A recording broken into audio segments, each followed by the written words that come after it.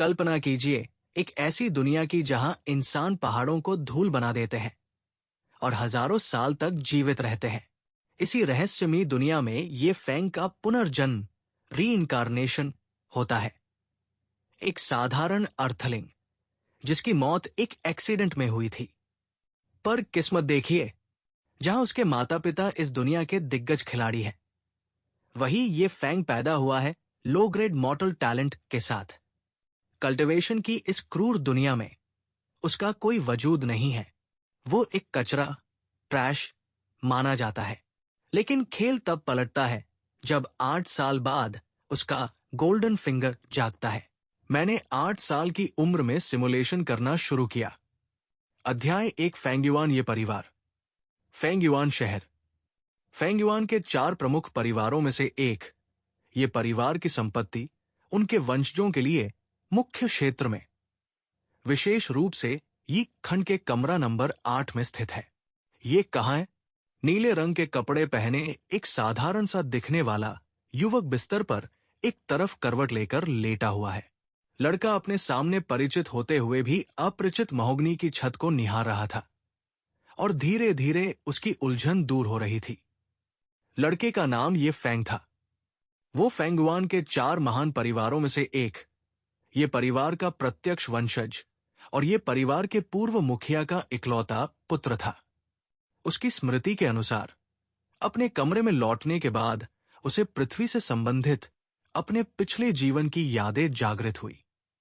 चूंकि वो केवल 8 वर्ष का था, इसलिए यादों की अत्यधिक मात्रा के कारण वो बेहोश हो गया। अपने विचारों को स्पष्ट करने के बाद ये फैंग को आखिरकार वो बात समझ में आ गई जो उसे लंबे समय से परेशान कर रही थी। ये फैंग के पिता, जो ये परिवार के पूर्व मुखिया थे, असाधारण प्रतिभा के धनी थे। इतिहास में ये परिवार के प्रतिभाशाली लोगों में भी उनका स्थान शीर्ष 5 में आता है। हालांकि उनकी माता में उनके पिता जैसी असाधारण प्रतिभा नहीं थी, लेकिन फेंगयुआन के 4 महान परिवारों में से एक लिन परिवार की प्रत्यक्ष वंशज होने के नाते उन्हें भी एक छोटी प्रतिभा का धनी माना जा सकता है। उनके बच्चे के रूप में उसमें अच्छी स्वाभाविक प्रतिभा होनी चाहिए थी, लेकिन उसमें केवल निम्न स्तर की सांसारिक प्रतिभा है। केवल ये के पिता ही उसके जन्म के साक्षी थे, अन्यथा वे गलती से ये समझ लेते कि जन्म के समय बच्चे को बदल दिया गया था। लिगुओं के इतिहास में ऐसे कई मिलते जुलते मामले सामने आए हैं, जिन मामलों में माता पिता असाधारण रूप से प्रतिभाशाली होते हैं, लेकिन बच्चे की प्रतिभा कम होती है। वे पूर्वजवाद के विपरीत चरम स्थिति को दर्शाते हैं, जो एक हानिकारक उत्परिवर्तन का संकेत है। सौभाग्य से ये फैंग के पिता, ये चांगमिंग ने इस तथ्य को शीघ्र ही स्वीकार कर लिया। ये महसूस करने के बाद कि उनके बेटे की प्रतिभा उसे दीर्घायु होने से रोक देगी, उन्होंने परिवार से आवेदन किया और परिवार के मुखिया के पद से इस्तीफा दे दी, और पर्दे के पीछे रहकर ये परिवार के शीर्ष बुजुर्ग बनने का विकल्प चुना। उच्च पदस्थ बुजुर्ग बनने के बाद ये चांगमिंग सांसारिक मामलों से मुक्त हो गए और उनके पास साधना करने और अपने परिवार के साथ समय बिताने के लिए अधिक समय था। हालांकि ब्लू स्टार की यादें जागृत होने के बाद ये फैंग को अब समझ आ गया है कि उसकी जन्मजात प्रतिभा निम्न स्तर की नश्वर प्रतिभा के कारण ही है, क्योंकि ब्लू स्टार से मिली वो प्राचीन मन का उसके साथ थी। पुनर्जन्म के बाद से ये मन का उसकी मां के गर्भ में रहते हुए उसके पोषक तत्वों को अवशोषित कर रही थी। परिणाम स्वरूप उसकी मां द्वारा दिए गए सभी पोषक तत्व मन के द्वारा सोख लिए गए। गर्भ में उसकी मृत्यु न होने का कारण ये चांगमिंग का बीज था, जो काफी शक्तिशाली था। ये फैंग ने अपने पिछले जन्म में एक पेशेवर प्राचीन वस्तु संग्राहक मित्र से ये मन का हजारों युआन खर्च करके प्राप्त किया था। मन का प्राप्त करने के कुछ ही समय बाद ये फैंग एक गंभीर बीमारी से ग्रसित हो गए और कम उम्र में ही उनकी मृत्यु हो गई। जैसे ही ये फैंग अपने मन में उस मनके की जांच करने ही वाला था, उसने पाया कि 8 वर्षों से उसके मन में मौजूद वो मन का सुनहरी धुंध में बदल गया और गायब हो गया। इससे पहले कि वो समझ पाता कि क्या हो रहा है, उसके सामने एक गेम जैसा इंटरफेस पैनल दिखाई दिया और ये फेंग इसे देखकर सुखद आश्चर्यचकित रह गया। 8 साल बीत गए और आखिरकार मेरा लकी 4 माह ही गया। एक ऐसी दुनिया में जहां अमरता संभव है और व्यक्ति अनेक अलौकिक शक्तियों और मंत्रों का अभ्यास कर सकता है, कोई भी साधारण जीवन जीना नहीं चाहता।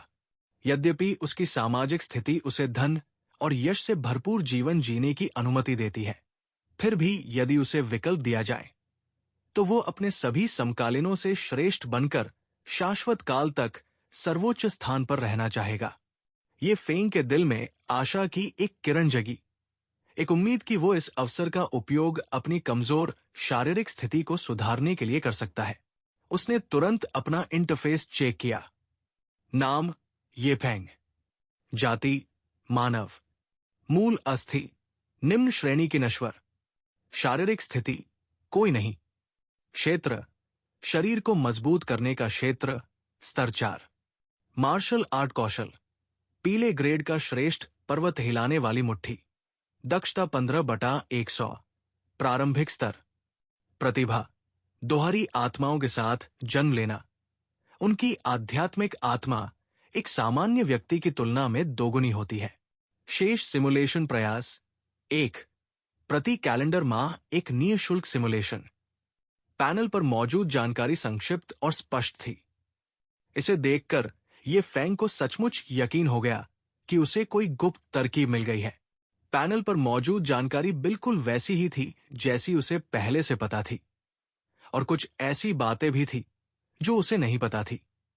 अपने माता पिता द्वारा भरपूर आध्यात्मिक सामग्री के सेवन से ही वो साधारण सी अस्थि संरचना के बावजूद शरीर संवर्धन क्षेत्र के चौथे स्तर तक पहुंचने में सक्षम हो गया।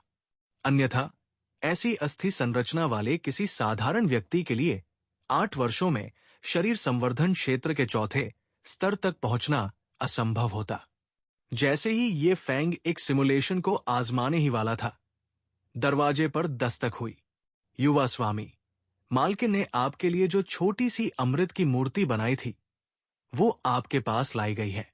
ये फेंग आवाज से समझ गया कि उसकी मां लिन लैन उसकी साधना को बेहतर बनाने के लिए उसके लिए एक आध्यात्मिक औषधि बना रही थी। वो औषधि बहुत कड़वी थी, इसलिए ये फेंग को उसे खाना पसंद नहीं था। इसलिए उसने नौकरों से उसे नियमित रूप से भिजवाया था। इसे दरवाजे के पास ही छोड़ दो, मुझे कुछ काम है, मैं इसे बाद में अंदर ले आऊंगा, ये फेंग ने कहा। दरवाजे के बाहर हल्की सी आवाज सुनकर उसे पता चल गया कि नौकर औषधि रखने के बाद चला गया है। उस व्यक्ति के चले जाने के बाद ये फेंग ने जल्दी से आसपास के क्षेत्र की जांच की और यह सुनिश्चित करने के बाद कि कोई उसे परेशान नहीं करेगा, उसने पैनल की ओर देखा। सिस्टम जीवन अनुकरण शुरू करें। सिम्स का पहला सत्र शुरू हो गया है। अपने पहले वर्ष में आपका नाम ये फेंग है।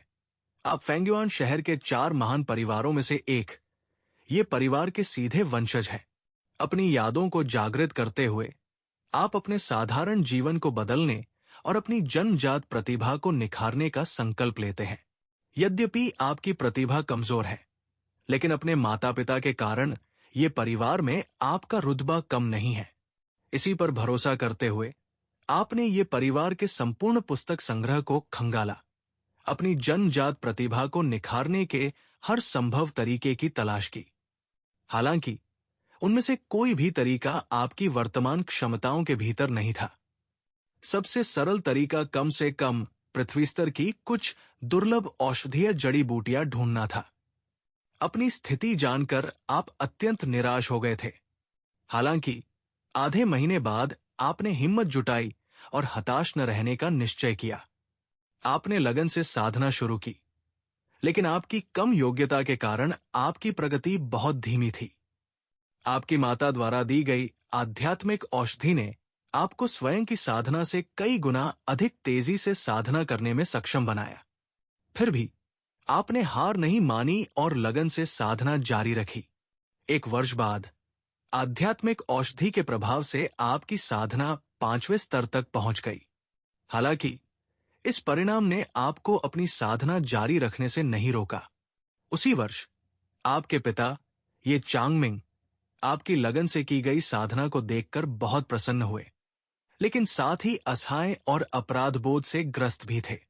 उनका मानना था कि आपके कमजोर शरीर के लिए वही जिम्मेदार थे, क्योंकि आपकी माता लिनलैन के गर्भ धारण करने से पहले ये चांगमिंग एक गुप्त लोक में जुआन स्तरीय खजाने की लड़ाई में घायल हो गए थे। उन्होंने घर पर उपचार के दौरान ही लिनलैंड के साथ आपका गर्भ धारण किया था। ये चांगमिंग आपके कमजोर शरीर के असली कारण से अनभिज्ञ थे। दूसरे वर्ष में भी आपने वही जीवन शैली जारी रखी और आपकी साधना के स्तर में कोई खास बदलाव नहीं आया। आपने अनुमान लगाया कि समान परिस्थितियों में आपको शरीर को मजबूत करने के छठे स्तर तक पहुंचने में 2 साल और लगेंगे, लेकिन आप निराश नहीं हुए। दूसरे वर्ष के मध्य में आपने संयोगवश पाया कि आप पर्वत कंपन मुक्का का अभ्यास बहुत सहजता से कर रहे थे।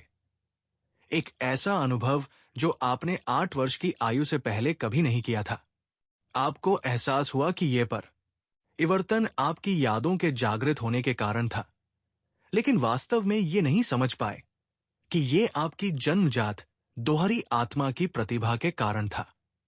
तब से साधना के अलावा आपने अपना सारा खाली समय पर्वत कंपन मुक्का के अभ्यास में समर्पित कर दिया, जिससे आपको एक बेहद संतुष्टिदायक जीवन प्राप्त हुआ। पैनल को देखकर ये फैंग चौंक गया।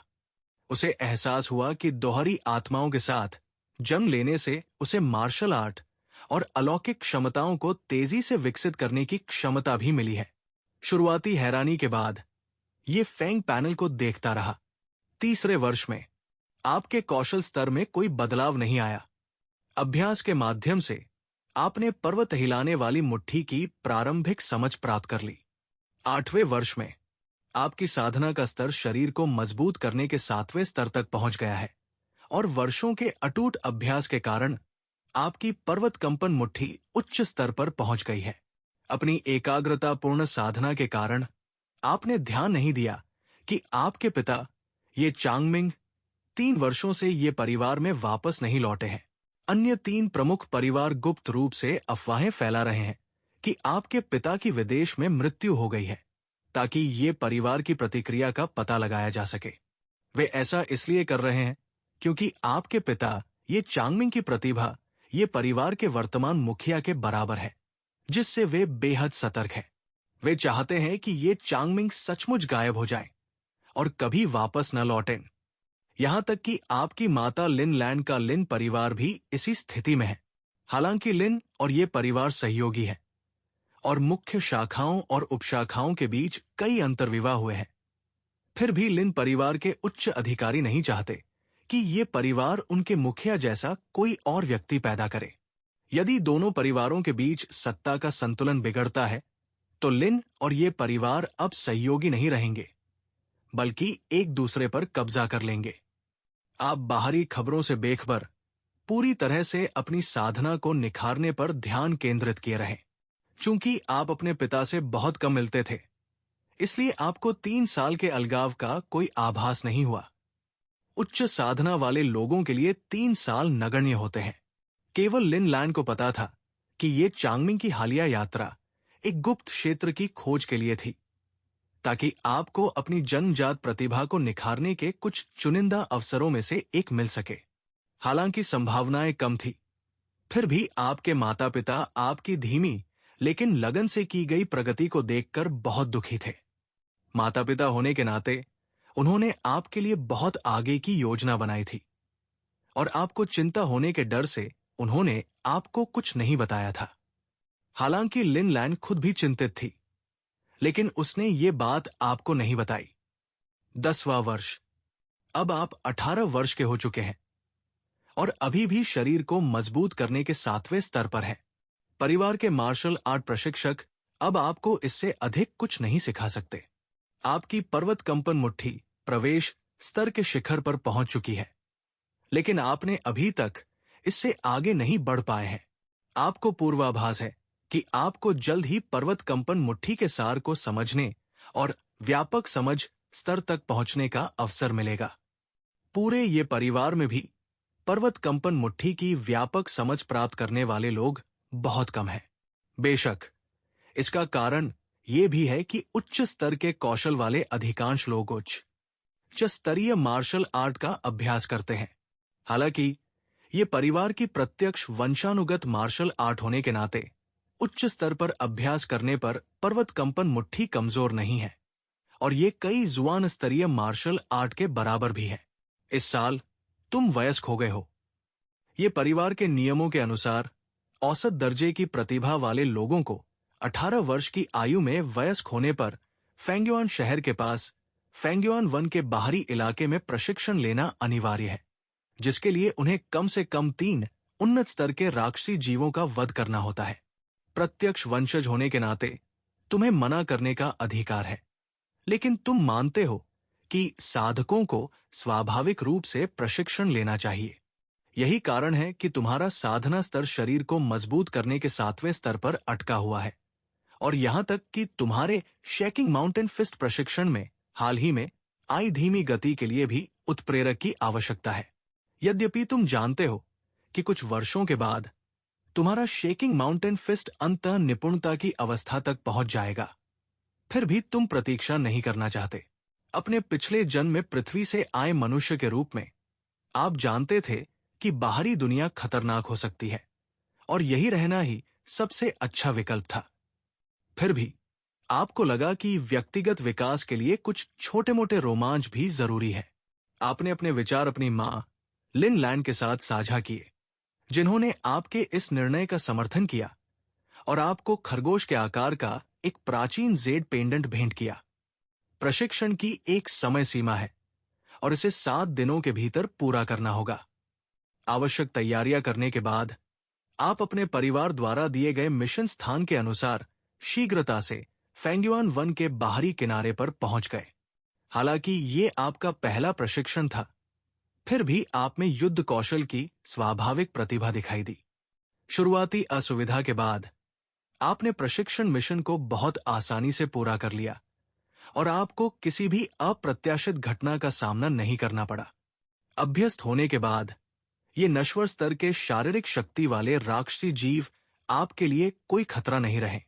अपनी चरम शक्ति का उपयोग करते हुए आपने इन 7 दिनों में कुल 77 राक्षसी जीवों का शिकार किया, जिनमें 13 नश्वर स्तर के चरम राक्षसी जीव शामिल थे। आपने इनमें से 3 राक्षसी जीवों को प्रशिक्षण के प्रभारी ये परिवार के प्रबंधक को सौंप दिया। आपको पता नहीं था, लेकिन ये परिवार के जिन 2 बुजुर्गों को आपकी रक्षा का जिम्मा सौंपा गया था, उन्होंने आह भरी। आपके पिता ये चांगमिंग के बराबर ही समझदार होने और बेहद मेहनत करने के बावजूद उनकी जन्मजात प्रतिभा केवल निम्न स्तर की ही थी। इस बार आपका प्रशिक्षण आश्चर्यों से रहित नहीं था, बल्कि आप काफी भाग्यशाली रहे। आपके प्रशिक्षण के दौरान रक्त रूपांतरण क्षेत्र का एक राक्षसी जानवर आपकी ओर बढ़ा, लेकिन 30 मील दूर ये परिवार के 2 बुजुर्गों ने उससे निपट लिया। 11वें वर्ष में आपकी साधना का स्तर शरीर संयम क्षेत्र के 8वें स्तर तक पहुंच गया है, और पर्वत कंपन मुक्के पर आपकी महारत पूर्ण ज्ञान के स्तर तक पहुंच गई है। ये परिवार के कई वरिष्ठ आपकी इस समझ से चकित है। ये परिवार के संपूर्ण शरीर संयम क्षेत्र में, यहां तक कि सीधे शिष्यों में भी कोई भी आपकी बराबरी नहीं कर सकता।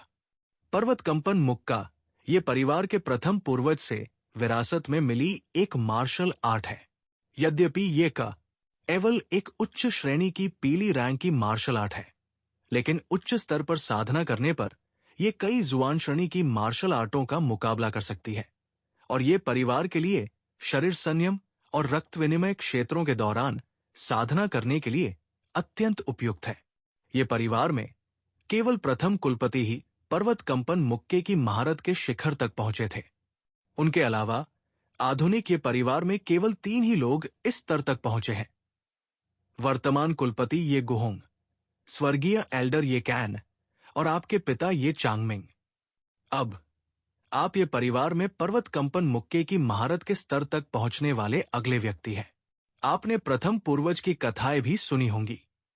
उस युग में प्रथम पूर्वज ने अपनी अद्वितीय पर्वत कंपनकारी मुट्ठी से अकेले ही एक ही दिव्य मूल क्षेत्र के 3 स्वामियों से युद्ध किया और अंततः एक गुप्त क्षेत्र में अपने साम्राज्य की नींव रखी। इस प्रकार विशाल ये परिवार की स्थापना की। ये परिवार के सदस्यों के साथ अनौपचारिक अभ्यास सत्र के दौरान ये खबर फैल गई कि आपने पर्वत कंपन मुक्का में महारत हासिल कर ली है, और ये परिवार के सभी शिष्यों को इसकी जानकारी हो गई। क्योंकि एक बार पर्वत कंपन मुक्का में महारत हासिल हो जाने पर युद्ध में इसे छिपाना असंभव हो जाता है। पर्वत कंपन मुक्का के प्रारंभिक चरण के विपरीत महारत हासिल करने के बाद पूरी तकनीक एक विभाजित पर्वत की मंद छवि के रूप में प्रकट होती है, जो बहुत बड़ी नहीं होती लेकिन आसानी से पहचानी जा सकती है। इसके बाद कुछ चतुर व्यक्तियों द्वारा यह खबर धीरे धीरे अन्य 3 प्रमुख परिवारों में भी फैल गई। एक रात आप पर्वत कंपन मुक्का का अभ्यास कर रहे थे, तभी काले वस्त्र पहने एक व्यक्ति आपके कमरे में आ गया। अभ्यास समाप्त होने और आराम करने से ठीक पहले तक आपने उसे देखा तक नहीं। उसके पहनावे को देखकर आप आश्चर्यचकित और संदिग्ध दोनों थे, लेकिन आपने शांति से उससे उसका उद्देश्य पूछा। काले वस्त्रधारी व्यक्ति आपको बताता है कि उसके पास एक गुप्त विरासत क्षेत्र है, जिसमें प्रवेश करने के लिए आप जैसी उच्च बुद्धि और अभी भी शरीर संयम स्तर पर मौजूद व्यक्ति की आवश्यकता है। उसने फेंगयुआन शहर से गुजरते समय आपके बारे में सुना और आपको ढूंढने आया है ताकि आपको अपने साथ ले जा सके। वो कहता है कि वो आपसे इस बारे में चर्चा करने नहीं, बल्कि आपको सूचित करने आया है। कृपया इस स्थिति में अपना निर्णय लें। विकल्प 1, काले वस्त्रधारी व्यक्ति के आदेशों का पालन करें और बिना किसी प्रतिरोध के युआनफेंग शहर से निकलकर विरासत गुप्त क्षेत्र में उसके पीछे पीछे चलें। विकल्प 2, काले कपड़े पहने व्यक्ति को मना कर दें और कहें कि आप कहीं और नहीं जाना चाहते और केवल ये परिवार के घर में ही रहना चाहते हैं। विकल्प 3, इस व्यक्ति के पहनावे से स्पष्ट रूप से उसके बुरे चरित्र का संकेत मिलता है। मदद के लिए चिल्लाओ, जिससे आसपास के क्षेत्र में कुछ हलचल पैदा हो और ये परिवार के शक्तिशाली सदस्य आकर काले कपड़े पहने उस व्यक्ति को मार डालें। क्या कोई विकल्प? जब काले कपड़े वाले आदमी ने मुझे जबरदस्ती ले जाने की बात कही, तो दूसरा विकल्प तो बिल्कुल भी संभव नहीं है। तीसरे विकल्प की बात करें तो वो चुपके से ये परिवार में घुस गया और बिना पकड़े गए मेरा कमरा ढूंढ लिया, जिससे साफ पता चलता है कि वो कितना ताकतवर है। ये परिवार में कोई ऐसा ताकतवर व्यक्ति है जो काले कपड़े वाले आदमी को काबू कर सके, ये कहना मुश्किल है, लेकिन मदद मांगना तो बिल्कुल भी सही रास्ता नहीं है। ताकत में बहुत बड़ा अंतर है। जब मैं घबराई हुई हूं, तब भी वो काला कपड़े वाला आदमी मुझे जबरदस्ती ले जा सकता है। एक पल के लिए हिचकिचाने के बाद मैंने अपना मन बना लिया। सिस्टम विकल्प 1 चुने, काले वस्त्रधारी व्यक्ति का अनुसरण करते हुए उत्तराधिकार क्षेत्र में जाए। कुछ देर सोचने के बाद आप काले वस्त्रधारी व्यक्ति का पीछा करते हुए विरासत के गुप्त क्षेत्र में जाने का निर्णय लेते हैं। आप इसे महज एक सिमुलेशन मानते हैं। भले ही आपकी मृत्यु हो जाए, ये आपके लिए मार्ग प्रशस्त करने के लिए है, और शायद वे सचमुच आपकी जन्मजात प्रतिभा को निखारने का कोई तरीका खोज सके। भले ही इस बार काले वस्त्रधारी व्यक्ति प्रकट न हो, आप जल्द ही समाधान खोजने के लिए फिर से निकलने की योजना बनाते हैं। फेंगयुआन शहर छोड़ने के बाद आप एक अज्ञात स्थान पर पहुंच गए। फेंगयुआन शहर छोड़ने के तीसरे दिन आप और काला वस्त्रधारी व्यक्ति विश्राम के लिए अगले शहर जाने की तैयारी कर रहे थे। अचानक आकाश में अंधेरा छा गया और आपको एक सुनहरी आकृति अपनी ओर तेजी से आती हुई महसूस हुई। आपके पास बचने का समय नहीं था और आपकी मृत्यु हो गई। सिमुलेशन समाप्त। कुल स्कोर 25।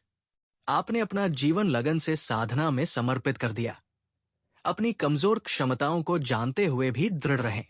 एक साधारण व्यक्ति के रूप में आपका दृढ़ विश्वास सराहनीय है, पर पूर्णतः व्यर्थ। काले वस्त्रधारी फेंग क्यू और झांग हांग के बीच हुए युद्ध की आघात तरंगों से आप एक चींटी की तरह नष्ट हो गए, और एक पुनर्जन्म लेने वाले प्राणी के रूप में आप इस विधा के लिए कलंक है। कृपया निम्नलिखित विकल्पों में से एक पुरस्कार चुनें। विकल्प 1, साधना में एक स्तर आगे बढ़े, 3 अंक खर्च होंगे। इसे बार बार चुना जा सकता है। अंकों की लागत साधना स्तर के अनुसार भिन्न होती है। विकल्प 2, माउंटेन शेकिंग फिस्ट को शुरुआती स्तर पर अपग्रेड करें। इसके लिए 5 अंक खर्च होंगे। इसे बार बार चुना जा सकता है। पैनल पर मौजूद 2 इनाम विकल्पों को देखकर ये फेंग तुरंत समझ गया कि ये वो इनाम है जो उसे सिम्स गेम के जरिए मिल सकते हैं। सिस्टम द्वारा उसके मूल्यांकन की बात करें तो भले ही वो सुखद न हो, लेकिन काफी सटीक था और उसे इसका खंडन करने का कोई कारण नहीं मिला। फिर भी ये फेंग कहना चाहता था, युवक की क्षमता को कम मत समझो। पहले मेरे पास कोई विकल्प नहीं था, लेकिन अब मैं एक प्रतिभाशाली व्यक्ति बनना चाहता हूं। उसके विचार वापस लौट आए और उसने तुरंत बोलना शुरू कर दिया। सिस्टम, आपकी साधना का स्तर शरीर को मजबूत करने के 6ठे स्तर तक बढ़ा दिया गया है और आपकी पर्वत कंपन मुक्का तकनीक को उन्नत स्तर तक अपग्रेड कर दिया गया है। 23 मूल्यांकन अंक उपयोग किए गए। पुरस्कार जारी कर दिया गया है। जैसे ही ये फेंग ने उपहारों का वितरण होते देखा, उसके पूरे शरीर में गर्मी की लहर दौड़ गई, मानो उसने इसके लिए विशेष प्रशिक्षण लिया हो। उसे ज्ञान का एक सैलाब उमड़ पड़ा। एक पल बाद उसे लगा कि वो आसानी से अपने 10 पूर्व रूपों को हरा सकता है। उसने ये भी देखा कि उसकी लंबाई थोड़ी बढ़ गई है और उसका थोड़ा गोलमटोल शरीर सुगठित मांसपेशियों में बदल गया है। कॉलर के नीचे से देखने पर यह फेंग को अपने एब्स भी दिखाई देने लगे। अपने शरीर में हो रहे बदलावों को महसूस करते हुए यह फेंग शांत रहा। यह शरीर को मजबूत करने की प्रक्रिया का एक विशिष्ट लक्षण था। साधना में सुधार के साथ साथ शारीरिक स्थिति भी सुधरती थी, विशेषकर मजबूत नींव वाले प्रतिभाशाली लोगों के लिए। पहले उसकी साधना में उन्नति अधिकतर उसकी माता लिन लैन द्वारा दी गई आध्यात्मिक जड़ी बूटियों के कारण हुई थी, इसीलिए ये बदलाव इतने स्पष्ट नहीं थे। अब ऐसा लग रहा था कि उसे मिल रहे ये लाभ उसकी अपनी मेहनत और आत्म सुधार का परिणाम थे। साथ ही उनके एट्रीब्यूट पैनल में भी कुछ बदलाव किए गए। नाम ये फेंग, जाति मानव, जीवन काल 8/120, मूल अस्थि निम्न श्रेणी की नश्वर, क्षेत्र शरीर को मजबूत करने का क्षेत्र स्तर 6, सहन शक्ति 15, ताकत 39, चपलता 12, आत्मा 26, आकर्षण 82/100, मार्शल आर्ट कौशल पर्वत हिलाने वाली मुट्ठी 15/2000, मास्टर स्तर में प्रवेश किया। सहन शक्ति और ताकत जैसे नए जोड़े गए गुणों को देखकर यह फेंग थोड़ा उत्सुक हो गया। करिश्मा तो समझ में आता था। आखिर ये परिवार की वंश परंपरा के साथ उसका रूप रंग बुरा नहीं हो सकता था। बाकी गुणों में स्पष्ट अंतर थे। चपलता और सहन शक्ति, ताकत और जोश से कहीं कम थे। जोश शायद उसकी प्रतिभा से जुड़ा था, इसलिए इसका दोगुना होना समझ में आता था। ताकत की बात करें तो ये फेंग ने अनुमान लगाया कि उसकी शक्ति का इतना उच्च स्तर संभवतः माउंटेन शेकिंग फिस्ट के कारण था, इसीलिए ये अन्य 3 गुणों से कहीं अधिक था। इस मानक के अनुसार उसकी सहन शक्ति और चपलता बॉडी टेम्परिंग क्षेत्र के 6ठे स्तर के औसत स्तर की होनी चाहिए, या उसकी कम उम्र के कारण शायद थोड़ी कम हो सकती है। इस सिमुलेशन के जरिए ये फेंग ने एक अहम सबक सीखा। जब तक इंसान खुद की रक्षा करने में सक्षम न हो जाए, तब तक छोटी मोटी उपलब्धियों पर घमंड नहीं करना चाहिए। हालांकि सिमुलेशन में उसके कबीले के बाहर के लोगों को उसकी मार्शल आर्ट प्रतिभा का एहसास नहीं हुआ, लेकिन उसने अपने लोगों के साथ अभ्यास करने का महत्व समझ लिया। माउंटेन शेकिंग फिस्ट में उसकी तेजी से हुई तरक्की ने उसे अपने कबीले के लोगों को दिखाने से नहीं रोका, जिसकी वजह से उसे मुसीबत में पड़ना पड़ा। अगर ऐसा न होता तो वो यकीनन और भी ज्यादा जानकारी हासिल कर सकता था। गुणसूचक पैनल की जांच करने के बाद उसने दरवाजा खोला और दरवाजे के किनारे रखे बड़े से जेड पत्थर पर लिन लैन द्वारा उसके लिए बनाई गई आध्यात्मिक औषधि देखी। ये फेंग मुस्कुराया और औषधि उठाकर कुछ घूंटों में ही पी गया। हालांकि ये औषधि बहुत कड़वी थी और पहले उसे इसे पीना पसंद नहीं था, लेकिन अब अपनी याददाश्त वापस पा चुके ये फेंग के लिए ये थोड़ी सी कड़वाहट एक वयस्क की मानसिकता के सामने कुछ भी नहीं थी। ये परिवार का प्रशिक्षण कक्ष ये परिवार का प्रशिक्षण कक्ष बहुत विशाल था, जिसमें अभ्यास के लिए दसियों हजार लोगों के बैठने की क्षमता थी। ये परिवार के कुछ सौ शिष्यों के अलावा शेष हजारों लोग ये परिवार के अतिथि थे। अतिथि आमतौर पर केवल बाहरी क्षेत्रों में ही अभ्यास कर सकते थे। केवल कुछ ही चुनिंदा लोग, जिनका ये परिवार से बेहद घनिष्ठ संबंध था, आंतरिक क्षेत्रों या यहां तक कि मुख्य क्षेत्र में भी ये परिवार के शिष्यों के साथ साधना कर सकते थे। ये फेंग ने जल्दी से कुछ घूंट आध्यात्मिक औषधि पी ली और जल्द ही परिवार के प्रशिक्षण कक्ष में पहुंच गया। उस समय प्रशिक्षण कक्ष लोगों से खचाखच भरा हुआ था, जिनमें मध्यम आयु वर्ग के पुरुषों से लेकर 3 से 5 साल तक के बच्चे शामिल थे। ये फेंग धीरे धीरे बाहरी का एरे से मुख्य शिष्य क्षेत्र की ओर बढ़ा। रास्ते में अतिथि शिष्यों और ये परिवार के सदस्यों ने उसका गर्मजोशी से स्वागत किया। कई आकर्षक महिला अतिथियों ने तो उससे छेड़छाड़ भी की। ये फेंग को ऐसे व्यवहार की आदत हो चुकी थी। हालांकि वो केवल 8 साल का था और उसका शरीर कमजोर था, लेकिन उसके पिता बहुत अच्छे थे।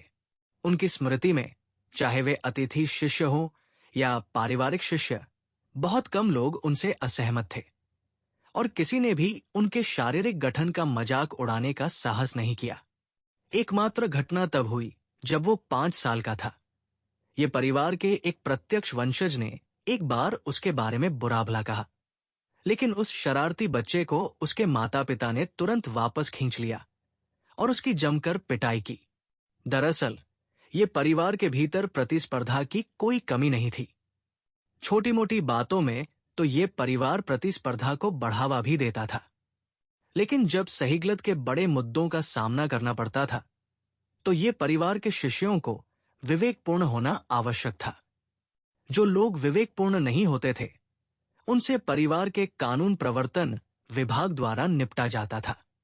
जिज्ञासावश उसने उसे देखना शुरू कर दिया। नाम ये मिंग्यू, जाति मानव जाति, जीवन काल 8/120, शारीरिक बनावट उच्च श्रेणी मध्यम श्रेणी, क्षेत्र शरीर को मजबूत करना क्षेत्र का 8वां चरण 98%, प्रतिभा तीव्र बुद्धि वाला शिक्षार्थी, मार्शल स्किल दैवीय क्षमता पीला ग्रेड, उच्च ग्रेड हम्बल माउंटेन फेस्ट 26/800, प्रारंभिक अंतर्दृष्टि पीला ग्रेड, मध्यम grade stepping wind chasing clouds 34/50, प्रवेश स्नेह 35। ये मिंगेवे के गुणों को पढ़ने के बाद ये फेंग केवल लोगों के बीच के अंतरों पर अफसोस जता सकता था। ये मिंगुए के मार्शल स्किल का एक सेट पूरा करने तक वो इंतजार करता रहा, फिर उसके पास आया। इससे पहले कि वो कुछ बोल पाता, ये फेंग को पास आते देख ये मिंगुए ने कुछ ऐसी बातें देखी जिन पर उसने पहले ध्यान नहीं दिया था और कुछ हैरानी से बोली, फेंग जी, तुम लगभग मेरी लंबाई के कैसे हो गए? पिछली बार जब हम मिले थे, मैं तुमसे लगभग आधा सिर लंबी थी। अब तुम लगभग मेरी लंबाई के बराबर कैसे हो गए? तुम्हें इतना बदलाव क्यों आ गया?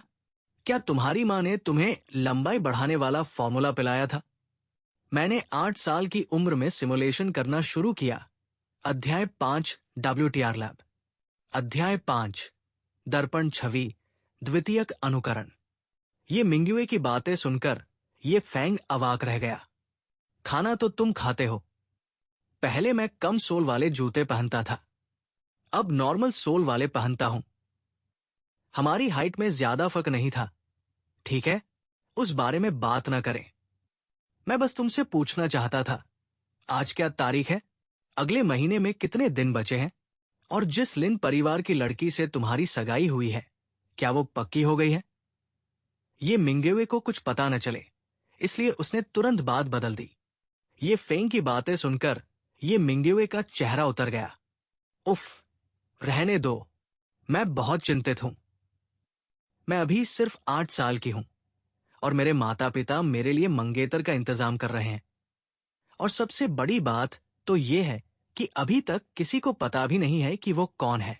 आ भरने के बाद ये मिंग्युए ने ये फेंग को बताया कि आज 27 तारीख हो चुकी है और अगस्त आने में 3 दिन शेष है। ये मिंग्युए की बातें सुनकर ये फेंग के दिल में खुशी की लहर दौड़ गई। उनके लिए 3 दिन जल्दी बीत जाएंगे। वो उत्साह इमुलेशन को लेकर बहुत गंभीर था, जिससे उसकी हड्डियों की संरचना में बदलाव आ सकता था। साथ ही वो ये मिंग्युए की चिंताओं को समझ सकता था। उसने इस मामले के बारे में अपनी मां लिन लैन से कुछ जानकारी प्राप्त की थी।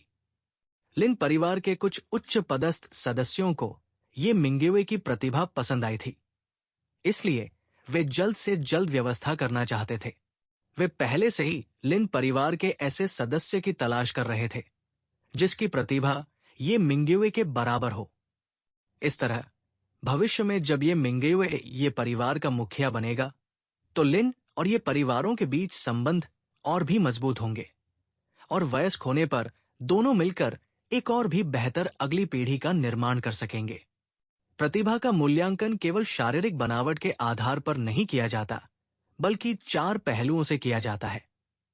शारीरिक बनावट, विशिष्ट शारीरिक क्षमता, समझने की क्षमता और जन्मजात प्रतिभा। अक्सर पुरुष और स्त्री दोनों की प्रतिभा जितनी अधिक होती है, उनके बच्चों की प्रतिभा भी उतनी ही बेहतर या असाधारण होती है। हालांकि साधना का स्तर जितना ऊंचा होता है, गर्भधारण करना उतना ही कठिन होता है। इसलिए विभिन्न प्रतिष्ठित परिवारों के लोग अपने शिष्यों के लिए उपयुक्त जीवन साथी की व्यवस्था पहले से ही कर लेते हैं।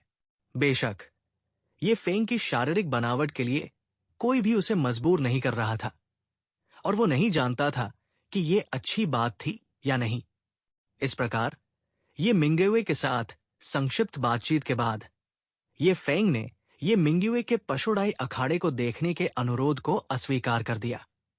फिर उसने अभ्यास कक्ष के प्रभारी कर्मचारी से मिरर फ्लावर वाटर मून का उपयोग करने का अवसर मांगा ताकि वो अपनी वर्तमान शक्ति का परीक्षण कर सके। हालांकि उसकी शक्ति उसके गुणों के आधार पर यह मिंग्युए से काफी अधिक प्रतीत होती थी। वास्तव में वो कुशल स्तर पर हम्बल माउंटेन फिस्ट की शक्ति जानना चाहता था। अभ्यास कक्ष के प्रभारी ने तुरंत उसके लिए एक गुफा का प्रवेश द्वार चुना और उसे एक भूमिगत गुप्त द्वार तक ले गया। प्रभारी के पीछे पीछे गुप्त द्वार से अंदर जाने के बाद वे अंततः गुफा के प्रवेश द्वार में प्रवेश कर गए। ये फेंग ने समय बर्बाद किए बिना बताए गए निर्देशों का पालन किया और अपनी आंखें बंद कर ली। 15 मिनट बाद ये फेंग की धुंधली चेतना ने एक अखाड़े में प्रवेश किया। इस बार उसने जिसे प्रतिद्वंदी चुना वो कुछ समय पहले ये मिंग्युए द्वारा छोड़ी गई एक परछाई थी। जल्द ही दोनों के बीच लड़ाई शुरू हो गई। 3 चालों के बाद बिना हम्बल माउंटेन फिस्ट का इस्तेमाल किए उसने ये मिंग्युए की परछाई को आभासी अखाड़े से बाहर कर दिया। इस परिणाम को देखते हुए उसने ये मिंग्युए को आगे चुनने का विचार पूरी तरह से त्याग दिया और इसके बजाय अतिथि परिवार रक्त विनिमय क्षेत्र के प्रारंभिक चरण के एक उच्च स्तरीय विशेषज्ञ को चुना। जल्द ही दोनों ने 50 से अधिक दाव एक दूसरे पर चलाए। अंत में ये फेंग ने विनम्र पर्वत मुट्ठी का उपयोग करते हुए अतिथि परिवार के इस मार्शल आर्टिस्ट को अखाड़े से बाहर कर दिया। हालांकि उसे खुद गंभीर चोटें आईं। लड़ाई के बाद ये फेंग जल्दी से होश में आया और एक गहरी सांस ली। परिवार का पृथ्वी श्रेणी का आध्यात्मिक खजाना मिरर फ्लावर वाटर मून बहुत उपयोगी है। बस अफसोस की बात है कि मुझे इसका केवल एक ही अनुभव मिला है। ये एक ऐसा अवसर था जो उसके पिता ने उसे स्वर्ग श्रेणी के एल्डर के रूप में उसकी योग्यताओं के आधार पर प्रदान किया था। वास्तव में इस तरह यह बहुत सुरक्षित था। मिरर फ्लावर वाटर मून के भीतर की गई सभी गतिविधियों का उसकी मानसिक ऊर्जा के एक हिस्से को खर्च करने के अलावा उस पर कोई अन्य प्रभाव नहीं पड़ता था और न ही कोई उसकी शक्ति के परीक्षण का पता लगा सकता था। और मिरर फ्लावर वाटर मून भी ये परिवार के कुछ गिने चुने पृथ्वी स्तरीय आध्यात्मिक खजानों में से एक था, और इसे परिवार का एक विरासत खजाना माना जा सकता है। अपनी शक्ति का परीक्षण करने के बाद ये फेंग अपनी जन्मदाता मां लिन लैन से मिलने गया, और उसे पता चला कि लिन लैन एकांत साधना में है। उसने उसे ज्यादा परेशान नहीं किया, हालांकि वो जानता था कि अगर वो उससे मिलना चाहेगा तो उसकी मां अपनी एकांत साधना जरूर रद्द कर देगी। लेकिन वो इतना स्वार्थी नहीं हो सकता था। उसने लिन लैन द्वारा उसके आधे साल के उपयोग के लिए तैयार की गई जड़ी बूटियां ले ली। ये जड़ी बूटियां औषधीय स्नान के लिए थी। प्रत्येक कठिन प्रशिक्षण सत्र के बाद औषधीय स्नान करने से शरीर को तेजी से ठीक होने और शारीरिक विकास में मदद मिलती है। हालांकि जड़ी बूटियां साधारण श्रेणी की थी। ये परिवार के सीधे शिष्य के लिए विशेष रूप से कीमती नहीं थी, लेकिन ये आम लोगों की पहुंच से बाहर भी थी। जड़ी बूटियां इकट्ठा करने के बाद वो अपने निवास स्थान पर लौट आया और अगले सिमुलेशन तक घर पर ही खेती करने का इरादा किया। आखिरकार ये सिमुलेशन नहीं बल्कि वास्तविक दुनिया थी, और लापरवाही से परेशानी पैदा करने से वास्तव में गंभीर परिणाम हो सकते थे, विशेष रूप से उच्च स्तरीय मार्शल आर्टिस्टों की दुनिया में। हालांकि फेंगयुआन शहर में ऐसे बहुत से लोग नहीं थे जो उस पर हमला करने की धमकी देते। ये कहना मुश्किल था कि क्या अन्य स्थानों से आने वाले काले वस्त्रधारी व्यक्ति जैसे शक्तिशाली व्यक्ति होंगे जो उससे नफरत करने लगे और ये फेंग को खत्म कर दे। देखते ही देखते अगस्त का महीना आ गया, और ये फेंग समय पर नजर रखते हुए सिमुलेशन प्रयासों में वृद्धि को तुरंत देख पाया। सिस्टम सिमुलेशन शुरू करो। पिछले सिमुलेशन से शेष 2 मूल्यांकन बिंदु पाए गए। एक यादृच्छिक निम्न स्तरीय प्रतिभा जनजात जड़ी बूटी हृदय अस्थाई प्राप्त हुई, जो थोड़ी मात्रा में जड़ी बूटियों और औषधीय गोलियों के अवशोषण की दर को बढ़ाती है। वो पहले भी ऐसा करना चाहता था, 2 मूल्यांकन अंक बर्बाद करके, लेकिन उसे इस तरह के परिणाम की उम्मीद नहीं थी। उसने सोचा, वो सिस्टम की समझदारी से बहुत संतुष्ट था। सिस्टम ने लालच से उसके अंक हड़प नहीं लिए, बल्कि उसे दूसरे तरीके से मुआवजा दिया, जो बहुत सुविधाजनक था और कतई नुकसान नहीं था। सिमुलेशन शुरू होता है। आप ये फेंग हैं, जो फेंगयुआन शहर के 4 महान परिवारों में से एक। ये परिवार के सीधे वंशज है। आपकी प्रतिभा भले ही कमजोर हो, लेकिन आप बेहद मेहनती हैं, और साथ ही आप मार्शल आर्ट के उस्ताद हैं जिनकी बोध क्षमता बहुत अधिक है। ये परिवार के उच्च अधिकारियों ने आपकी इस बोध क्षमता को बाहरी दुनिया से गुप्त रखा है, और इसके बारे में केवल कुछ ही लोगों को पता है। आपको आवंटित पारिवारिक संसाधन ये मिंग्युए के बराबर है। ये पहले से ही द्वितीय स्तर की साधना है। ये परिवार के इतिहास में केवल कुछ ही लोगों को प्रथम स्तर की संसाधन साधना प्राप्त हुई है। पहले वर्ष में जब आप अपने शरीर को मजबूत बनाने के लिए कड़ी मेहनत कर रहे थे, तब आप दिन रात हम्बल माउंटेन फिस्ट का अभ्यास भी करते थे। अन्य बच्चों से अलग आपकी इस लगन को देखकर आपके पिता को बहुत दुख हुआ। इस बार आपने परिवार के वरिष्ठों के सामने असाधारण समझ का प्रदर्शन किया था, इसलिए आपके पिता आपकी योग्यता को बदलने के लिए आध्यात्मिक औषधि की खोज में अकेले नहीं गए। इसके बजाय उन्होंने परिवार के बुजुर्गों की एक बैठक बुलाई और आपकी योग्यता में सुधार लाने का उपाय खोजने के लिए परिवार की सहायता प्राप्त करने का प्रयास किया। परिवार के वरिष्ठ सदस्यों की ये बैठक पूरे 2 दिन चली। ये सुनिश्चित करने के लिए कि आपको परिवार की सहायता मिल सके, ये चांगमिंग ने अपने बहुत से हितों का त्याग किया। अंत में परिवार के वरिष्ठ सदस्यों की परिषद ने प्रस्ताव पारित किया, और संपूर्ण ये परिवार ने संबंधित जानकारी एकत्र करना शुरू कर दिया। उन्होंने अंततः सबसे सरल विधि पर सहमति व्यक्त की, जो 19 प्रकार की रहस्यमय श्रेणी की उच्च श्रेणी की औषधियों को एकत्रित करना था। ये परिवार के खजाने में पहले से ही निर्धारित विधि से बनी 15 औषधियां मौजूद थी, और शेष 4 में से 2 को अन्य 2 महान परिवारों से बदला जा सकता था। इसमें ज्यादा कठिनाई नहीं थी। अंतिम 2 औषधियां, जो सबसे महत्वपूर्ण और प्राप्त करने में सबसे कठिन थी, वे थी मूनलाइट फ्रूट और निर्वाण पेटल। इनमें से निर्वाण पेटल को प्राप्त करना अत्यंत कठिन था।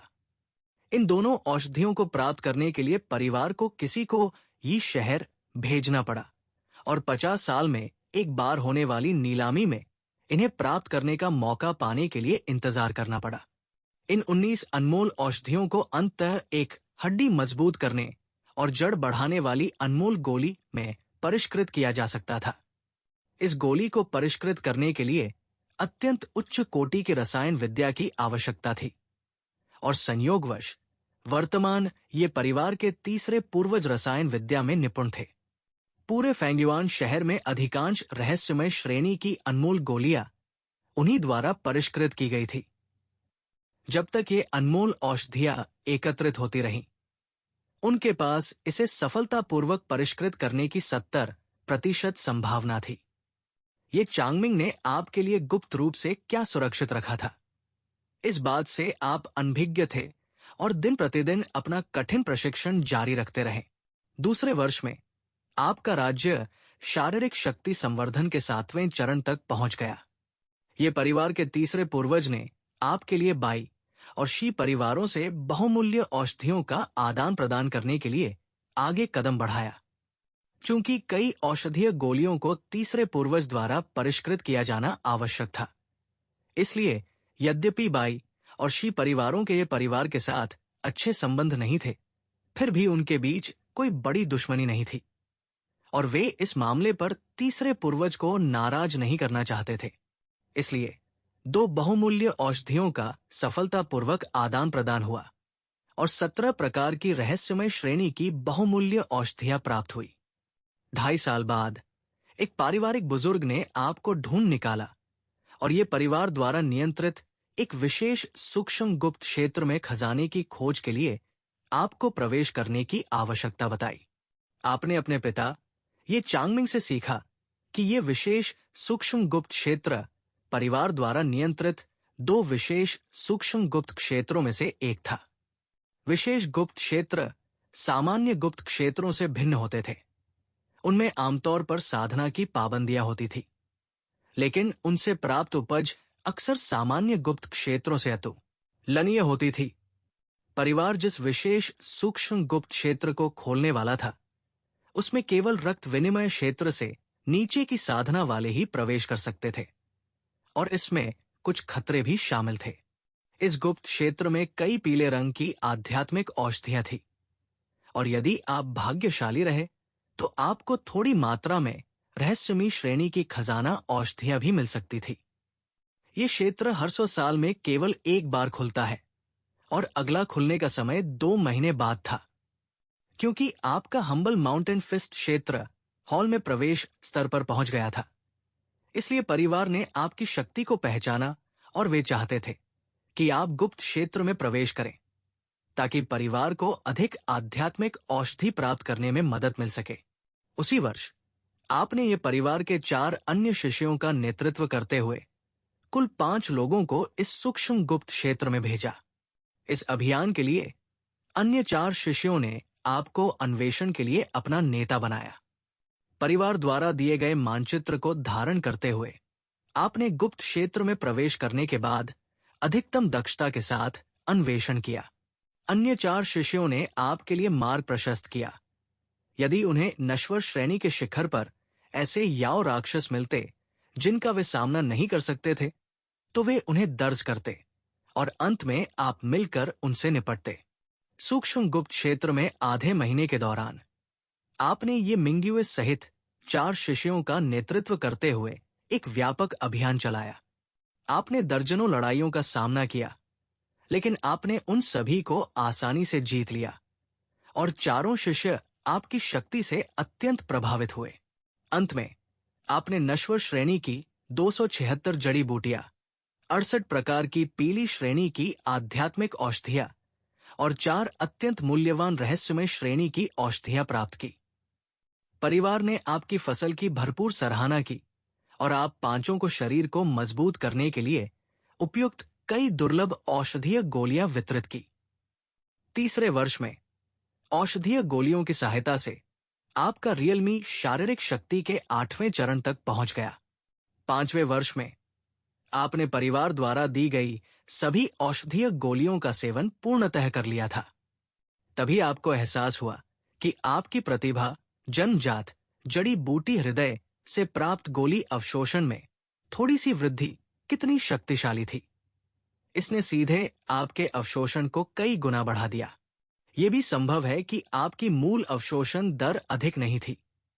इस वर्ष आप शरीर निर्माण के 8वें चरण के शिखर पर पहुंच गए और आप महसूस कर सकते थे कि आधे वर्ष के भीतर आप शरीर निर्माण के 9वें चरण में प्रवेश करने में सक्षम होंगे। आपने विनम्र पर्वत मुट्ठी की भावना को भी समझ लिया और निपुणता के क्षेत्र में प्रवेश कर लिया। औषधीय गोलियों के कारण आपके क्षेत्र के सुधार की गति पहले से ही ये परिवार के पीले ग्रेड योग्यता वाले साथियों के बराबर थी। 10वें वर्ष में आपने शरीर परिष्करण क्षेत्र को पार कर लिया और रक्त विनिमय क्षेत्र के प्रारंभिक चरण में प्रवेश कर लिया।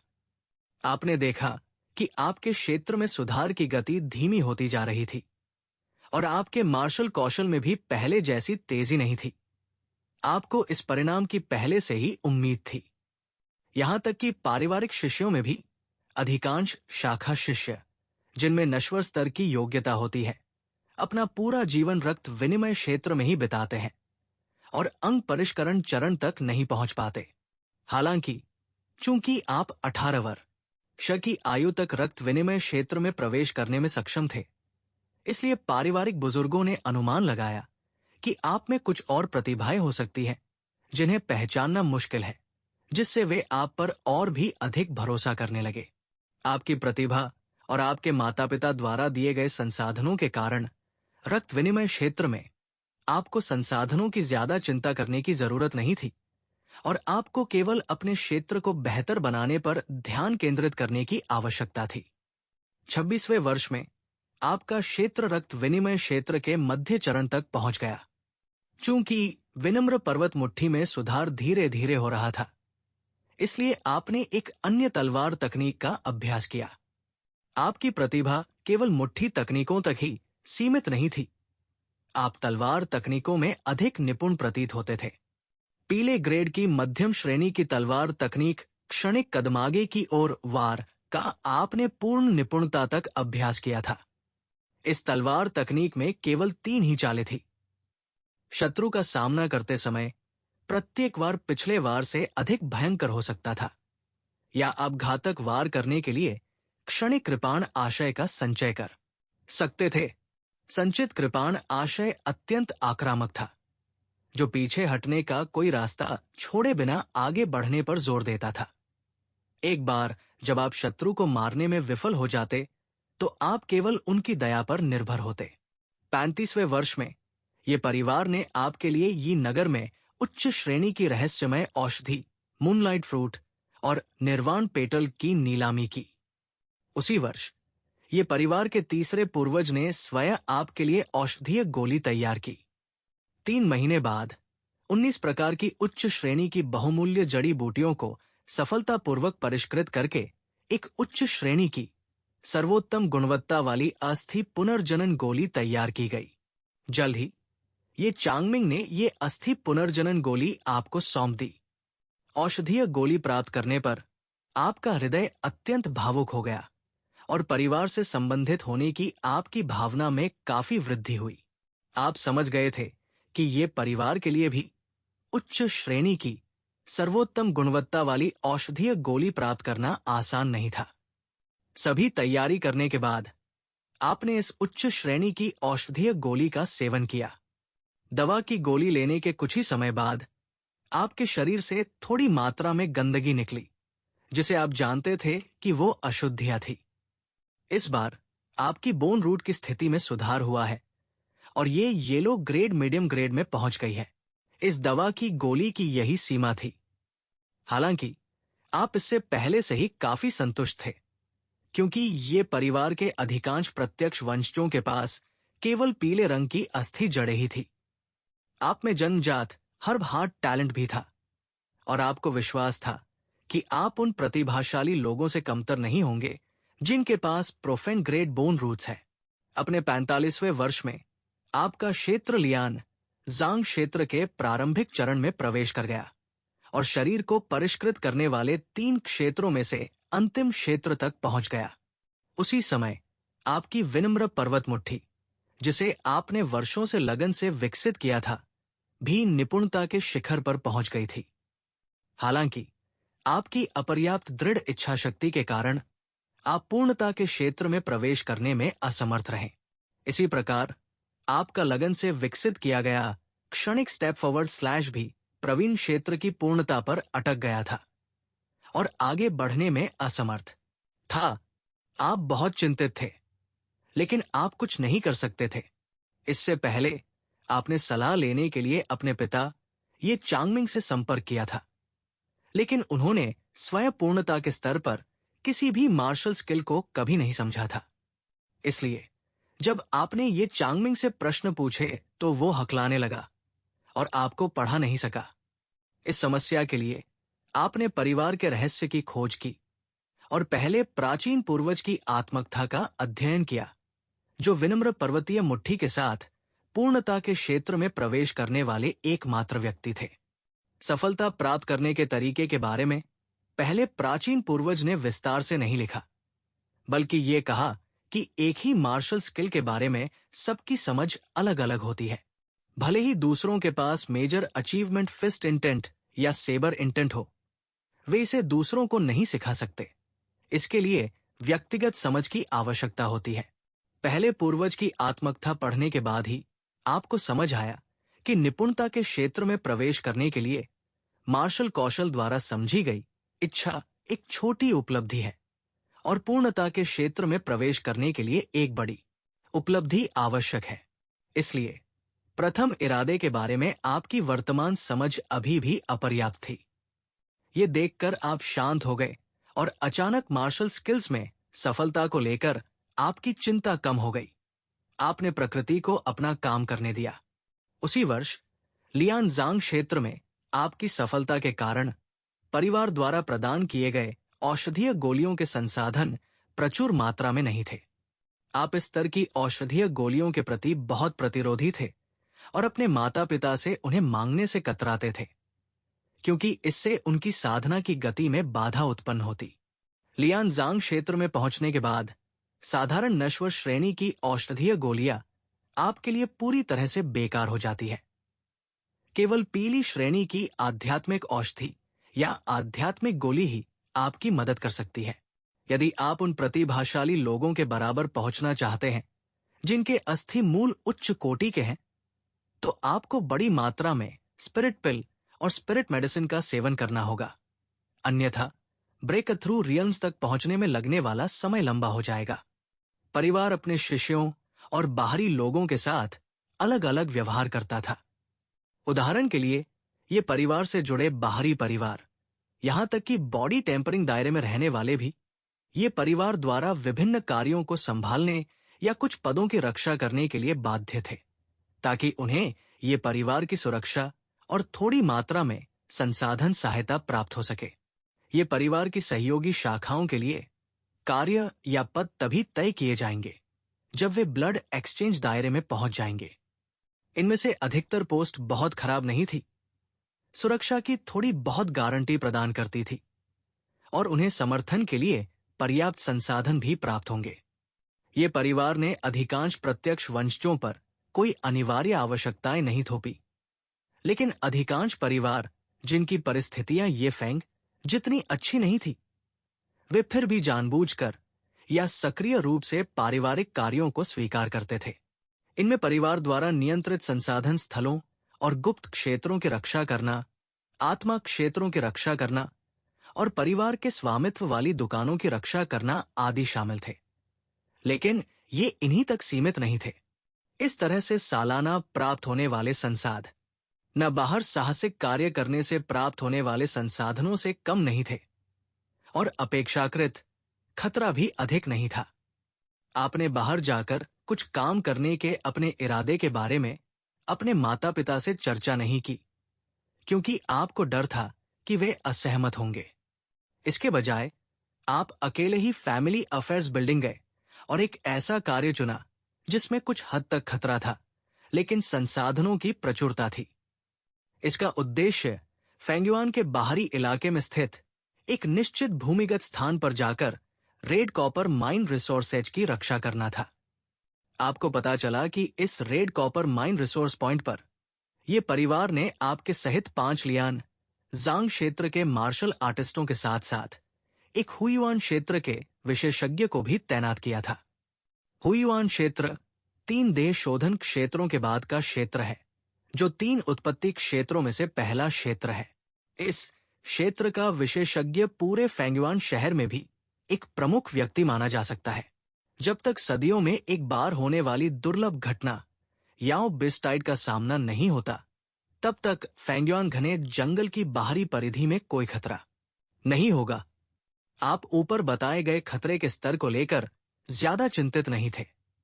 Red copper mine resource point पर पहुंचने पर आपकी मुलाकात वहां तैनात 4 लियान जांग क्षेत्र के मार्शल आर्टिस्ट से हुई और आपको एक परिचित चेहरा भी दिखाई दिया, आपकी दुर्लभ अच्छी दोस्त ये मिंगेवे। इस समय ये मिंगेवे के पास पहले से ही मध्य स्तर की लियान जांग साधना थी, जो आपकी तुलना में एक उच्च स्तर है, लेकिन केवल युद्ध शक्ति के मामले में आपने अनुमान लगाया कि आप उससे 10 गुना अधिक लोगों को हरा सकते हैं। ये मिंगेवे आपके आगमन से बहुत प्रसन्न थी। वो इस जगह पर बिल्कुल अकेला था, यहां तक कि सामान्य रूप से बात करने के लिए भी कोई नहीं था। हालांकि ये परिवार के अन्य सदस्य भी थे, लेकिन उनमें से कोई भी वास्तव में उसके करीब नहीं था। उन्होंने उत्साहपूर्वक आपके लिए आवास की व्यवस्था की और रेड कॉपर माइन की रखवाली से जुड़ी दिलचस्प कहानियां सुनाई। ये मिंगेवे के साथ हुई बातचीत के माध्यम से आपको पहली बार कोई काम करने के लिए बाहर जाने की शुरुआती असहजता कम महसूस हुई। हालांकि आवास भूमिगत था, लेकिन ये मिंग्यू द्वारा आपके लिए व्यवस्थित किया गया गुफा जैसा वातावरण बिल्कुल भी बुरा नहीं था। हालांकि ये परिवार के कमरा B8 में आपके वातावरण जितना अच्छा नहीं था, लेकिन इसे निश्चित रूप से बाहर कष्टदायक नहीं माना जा सकता था। वर्ष 60। आपका क्षेत्र अंततः लियान जांग क्षेत्र के मध्य चरण में पहुंच गया है। अब आपकी आयु 68 वर्ष है, लेकिन आप 30 वर्ष से अधिक आयु के नहीं दिखते। इसका कारण यह है कि शरीर को मजबूत करने वाले क्षेत्र के मार्शल आर्टिस्ट बिना किसी औषधीय गोलियों या जड़ी बूटियों का सेवन किए 120 वर्ष तक जीवित रह सकते हैं। रक्त विनिमय क्षेत्र के मार्शल आर्टिस्ट का जीवन काल 180 वर्ष होता है और लियान जांग क्षेत्र में प्रवेश करने के बाद उनका जीवन काल बहुत बढ़ जाता है, जिससे वे 300 वर्ष तक जीवित रह सकते हैं। यद्यपि अब आपका जीवन काल 300 वर्ष है, फिर भी आपने दशकों तक लगन से साधना की है और आप में अद्वितीय दृढ़ता है। ये परिवार के अपने साथियों की तुलना में आपकी साधना शायद शीर्ष स्तर की न हो, लेकिन आप सबसे अधिक परिश्रमी हैं। यद्यपि अब आपकी प्रगति धीमी है, फिर भी आप दैनिक विकास से रोमांचित हैं। अन्य लोग शायद आपकी इस लगन को न समझें, लेकिन आप इसमें भरपूर आनंद लेते हैं। आपको पता भी नहीं है कि ये परिवार के आपके प्रत्यक्ष वंशजों ने ही आपको मौलिक कला का कट्टर अनुयायी उपनाम दिया है। वर्ष 68। आपको और ये मिंग्यू को गुप्त रूप से ये परिवार में वापस बुला लिया गया। ये परिवार में लौटने पर आप कुछ असमंजस में थे, लेकिन आपने कोई पूछताछ नहीं की। इसके बजाय आप और ये मिंग्यू चुपचाप निर्धारित कमरे में प्रतीक्षा करते रहे। इस दौरान ये परिवार के और भी प्रत्यक्ष वंशज कमरे में प्रवेश करते गए, जिनमें से सभी ये परिवार की वर्तमान या पिछली पीढ़ी के शीर्ष प्रतिभाशाली व्यक्ति थे। 13 दिन बाद ये परिवार के बुजुर्गों ने देखा कि सभी लोग आ गए हैं और अंततः उन्हें वापस बुलाए जाने का कारण बताया। पता चला कि यह परिवार के एक शिष्य ने साहसिक यात्रा के दौरान फेंगयुआन वन के भीतरी इलाकों में एक छोटी सी पवित्र भूमि की खोज की। आपको यह जानकर बहुत आश्चर्य हुआ कि किसी ने पवित्र भूमि की खोज की है, क्योंकि आप जानते थे कि एक छोटी सी पवित्र भूमि पर भी परिवार या यहां तक कि पूरे फेंगयुआन शहर की सेनाएं आसानी से दावा नहीं कर सकती। पवित्र भूमि, चाहे उसका आकार कुछ भी हो, बाहर की तुलना में कई गुना या यहां तक कि कई गुना अधिक तीव्र साधना गति प्रदान करती है।